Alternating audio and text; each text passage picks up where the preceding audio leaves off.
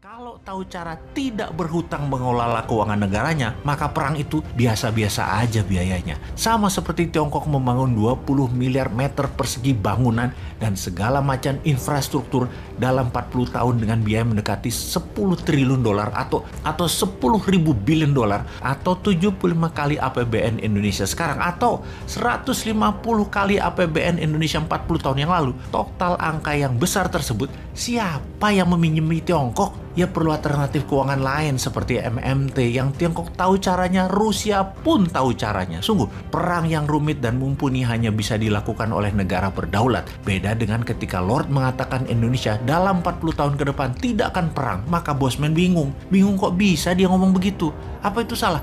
Ya enggak, aneh aja. Civis pacem parabellum adalah moto klasik yang semua tentara pegang. Kalau Anda ingin berdamai, bersiaplah untuk perang. Maka perang yang ada 7 macam itu di Indonesia harus siap. Salah satunya perang militer.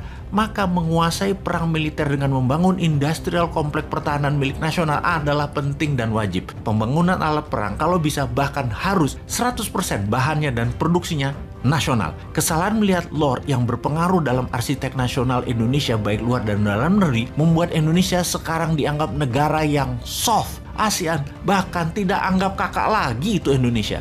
Buktinya apa? Di tengah potensi krisis ekonomi dunia akibat perang, Wakanda pemimpinnya hanya mengingatkan akan naiknya barang-barang harga-harga tersebut. Mengingatkan doang, wong bodoh ngaku pinter juga bisa kalau mengingatkan doang mah. Lalu ngerjain apa sih kalian ini? Jadi keinget gosip nasional saat ini. Dihembuskannya tambahan jabatan 3 tahun lagi karena pandemi dan masalah dunia membuat tidak semestinya pemilu diadakan. Sungguh, siapa yang mau dan minta perpanjangan itu sih?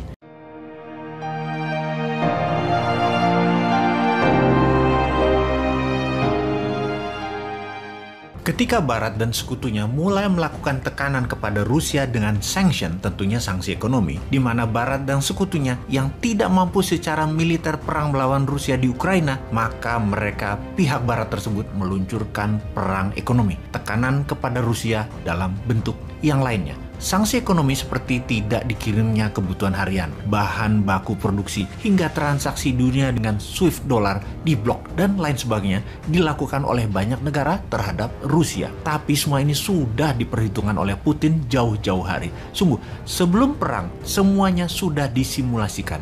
Simulasi di war room, bukan hanya perang bedil-bedilan disimulasikan, tetapi segala macam proxy war dan bentuk 7 perang lainnya seperti masalah ekonomi, sanction, transaksi dolar, alat komunikasi diblok, apapun itu sudah dipertimbangkan dan pastinya sudah punya solusi-solusinya. Misalnya, SWIFT International Payment System di mana transaksi dolar di cut off atau dipotong tidak bisa masuk ke Rusia atau keluar Rusia. Akankah memukul Rusia? Jawabannya tidak. Kalau hal itu dilakukan malah counterproduktif, membahayakan dolar. Dolar Amerika akan berbahaya karena akan menguatkan kekuatan non-dolar seperti yuan dan rubel. Rusia sudah menyiapkan alternatif shadow banking. Mereka memakai pembayaran alternatif.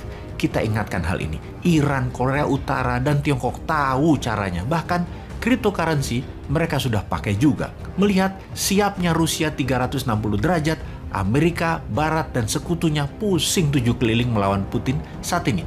Bahkan dalam pernyataan Putin tidak langsung kemarin di hari ke-7 serangan Ukraina, Eropa Barat dan Jerman diancam akan dicekik Rusia habis dengan gas Rusia. Terdiam Eropa Barat itu kemudian. Di sisi Tiongkok, hubungan mereka makin mesra. Tiongkok dan Rusia tersebut saling asah-asih asuh mereka berdua. Sanksi ekonomi ke Rusia tidak akan mempengaruhi banyak terhadap Rusia karena Tiongkok siap di sampingnya. Economic warfare-nya matang sekali dari keduanya. Bahkan ekonom Barat yang mempropagandakan akan mahalnya biaya perang Ukraina per harinya yang Rusia harus tanggung, yang jika dalam minggu-minggu depan ini Ukraina tidak takluk juga oleh Rusia, Rusia akan merugi dan akan menarik invasinya.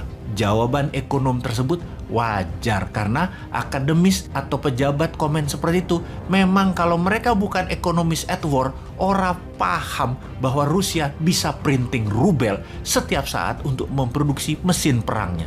Dan Rusia punya energi banyak dalam bentuk solar, bensin, batu bara, dan lain sebagainya. Hal ini sesungguhnya kalau pemikir-pemikir waras menengok ekonom nasional Wakanda akan malu. Kok masih cetek melihat masalah Rusia? Hanya karena mahal, Rusia akan menghentikan perang. Mahal itu kalau yang komen raja hutang, ya wajar.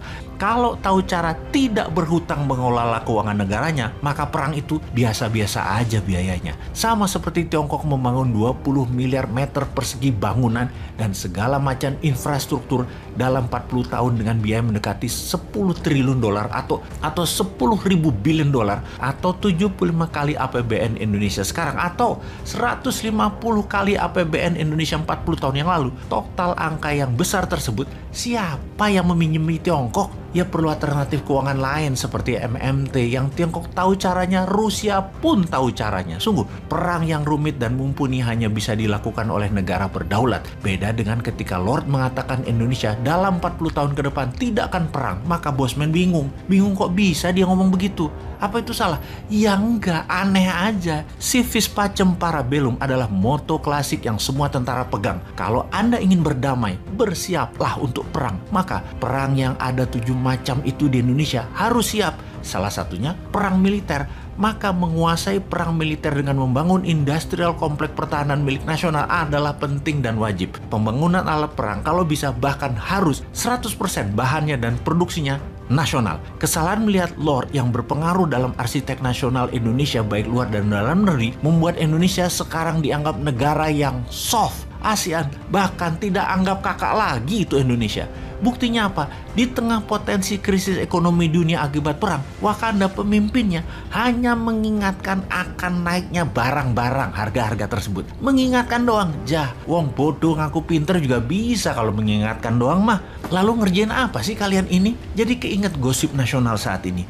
Dihembuskannya tambahan jabatan 3 tahun lagi karena pandemi dan masalah dunia membuat tidak semestinya pemilu diadakan. Sungguh, siapa yang mau dan minta perpanjangan itu sih? Yang masih enak menjabat atau yang di pinggiran makan serpihan sampah yang mengusulkan? Menurut Ngana, siapa Jo? Kita sudah mengatakan jauh-jauh hari sejak tahun 2019, di mana Menteri Keuangan kita kan sama, dia juga. Kita mengatakan ubah strategi ekonomi bernegaranya karena ini bukan masa dunia dalam ekonomi normal, ini dalam war. Maka ekonomi dan strategi bernegaranya harus berbasis warfare. Economic at war berbeda dengan economic at normal condition. Awalnya perang dagang, kemudian perang petrol dan perang komoditi, lalu perang biologi, kemudian perang cuaca, dan kita ingatkan selalu di awalnya perang dagang, di akhirnya perang militer. Sudah siapkah kita? Indonesia maksudnya sudah siapkah? Video dan pesan itu banyak dan telah menyebar ditonton banyak orang, namun banyak yang skeptis. Siapa Bosman? Kok berani-berani menantang pakar ekonomi dan pakar pertahanan negeri Wakanda yang sangat mumpuni? Ya bukan siapa-siapa Om, Bosman mah wong bodoh ngaku pinter. Hanya ada sedikit informasi, ya kita bagi ke masyarakat biar masyarakat yang menilai apakah benar akan ada perang militer, apakah benar akan minyak mentah ke $100, apakah benar BBM akan naik, listrik akan naik, harga pangan akan naik. Mending harga naik kalau ternyata stoknya nggak ada karena dunia perang. Semua negara nyetok buat rakyatnya. Wakanda adalah negara yang dibuat supaya menjadi negara pengimpor dengan rendahnya produksi. Maka sekarang stoknya tidak ada, bukan hanya mahal.